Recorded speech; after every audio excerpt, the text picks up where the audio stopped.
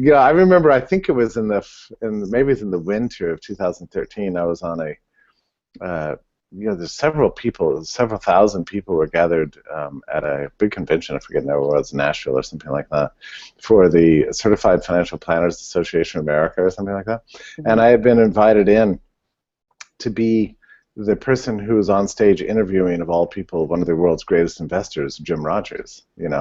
And they let me just ask him a series of questions. That was the show for the night. I was interviewing Jim Rogers, and I just couldn't resist it. I said, Jim, what's your opinion about the prospects for Bitcoin? And he exploded into a kind of like a rage, you know.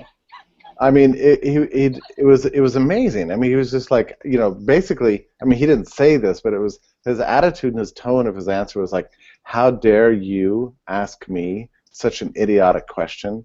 This thing is a joke. It's laughable. It doesn't even deserve to be discussed in polite company at all. You've ruined this entire night by this cranky, stupid thing that you brought up, and if you ever expect me to speak to you again, I'd like you to shut up now on that." I mean, that was basically his answer. People get inspired with rage with Bitcoin. Like, they really like to hate it and say it's so stupid, and now they look like idiots. I love it. I know, right? And I was embarrassed, right? I kind of like turned white, and I was like, "Oh, sorry, I ruined the night," my dumb question, But that was his attitude, It was just like, look, I thought you were a serious guy, and this is a serious evening, and here you are, daring to utter the words Bitcoin. I mean, I don't know. It was like, I brought up the worst possible topic. I mean, and he made me pay a price for this publicly. I mean, it was. And then really afterwards, people were like, "I just can't believe you even asked that question. That's really disgusting." So.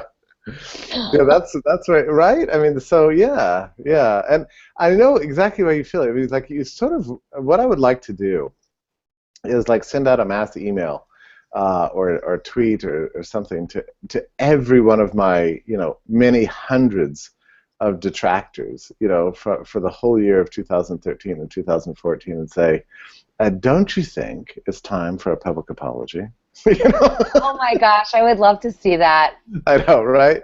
But I like that idea. People don't apologize. They just kind of move on with their lives and pretend like it never happened.